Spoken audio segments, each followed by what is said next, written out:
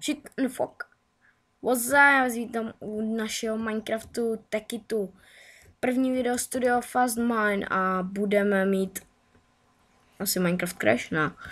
Takže doufám, že budeme odběry. Toto video bude takové krátké. Pozdrav Xtreme Elita.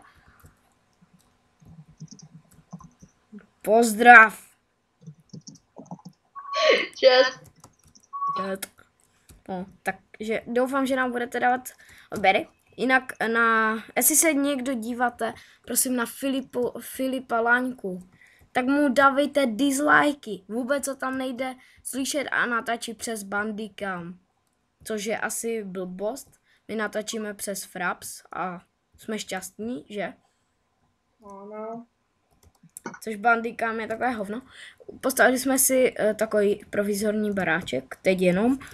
Já jsem byl debil, že my jsme už měli řadu natočených videí a měli jsme tam drsné baráčky a tak a já jsem to odstranil, takže pak jak už budeme stavět barák, tak už si ho uděláme normálně z pistonu v offscreamu.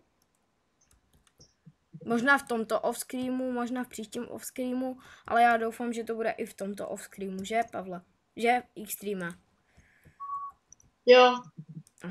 Takže to byla taková menší informačka a upload doufám, že bude dneska, takže čus lidi. Pozdrav. Pozdrav.